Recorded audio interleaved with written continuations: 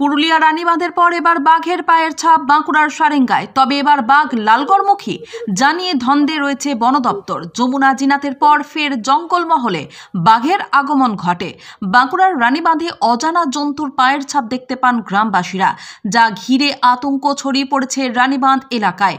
অন্যদিকে আজ ভোরের দিকে বাঁকুড়ার রায়পুর ব্লকের এলাকায় জমি, আল এবং রাস্তায় বাঘের পায়ের ছাপ দেখা যায়। পাশাপাশি বাঁকুড়ার সারেঙ্গা ব্লকের পিররগাড়ি মোড় রেঞ্জ এলাকায় পররাসোল লাগোয়া জঙ্গলের মোরামের রাস্তায় ছাপ পাওয়া গেছে বলে জানিয়েছেন রায়পুরের বিধায়ক মৃত্যুঞ্জয় মুর্মু। রানীবাঁধ থেকে রায়পুর হয়ে নদী পেরিয়ে আরও পূর্বমুখী হয়ে সারেঙ্গা ব্লকের পররাসোল এলাকায় সে চলে আসে।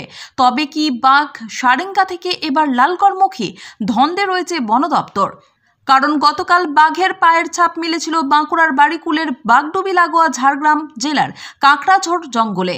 আজ সেখান থেকেই রায়পুর হয়ে নদী পেরিয়ে সারেঙ্গা ব্লকের বাঁকুড়ার পি-মোড় রেঞ্জের পররাসোল এলাকায় জঙ্গলের রাস্তায় বাঘের পায়ের ছাপ দেখতে পান স্থানীয়দের একাংশ। পররাসোলের জঙ্গলের উত্তর দিকে রয়েছে সিমলাপাল ব্লকের বনাঞ্চল, পূর্ব দিকে পিররগাড়ি মোড়ের বনাঞ্চল। সেখানে একটু এগিয়ে গেলেই তেলিজাত হয়ে রূপনারায়ণ ডিভিশনের গোয়ালতোড় থানা এলাকার বনাঞ্চল। অর্থাৎ এই রুটই রয়েছে একের পর এক জঙ্গল। সেই জঙ্গল পথেই অনায়াসে যাওয়া যাবে লালগড় এলাকায়। বছর 5 আগে লালগড় এলাকায় ঢুকে পড়ে এক বাঘের মর্মান্তিক মৃত্যু হয়েছিল স্থানীয়দের হাতে। এবার কি সেই লালগড়ের দিকেই এগিয়ে চলেছে বাঘ জানিয়ে চিন্তায় রয়েছে বন দপ্তর। শুক্রবার কাঁকড়াঝোড় ও বাড়িকুলের বাগডুবি জঙ্গলের পর শনিবার সকালে পি-মোড় রেঞ্জের পররাসোল এলাকায় বাঘের পায়ের ছাপ মেলায় সেই সম্ভাবনা একেবারেই উড়িয়ে দিতে পারছে না বন দপ্তর। তবে সঠিকভাবে বন দপ্তরের পক্ষ থেকে বাঘের অবস্থান জানানো হয়নি বা আজকের ওই পায়ের ছাপ আদেও বাঘের পায়ের ছাপ কিনা তাও স্পষ্ট করা হয়নি। ব্যুরো রিপোর্ট, গ্রাম বাংলা নিউজ। হ্যাঁ, আজকে ধরুন আমাদের জানুয়ারির 25 তারিখ।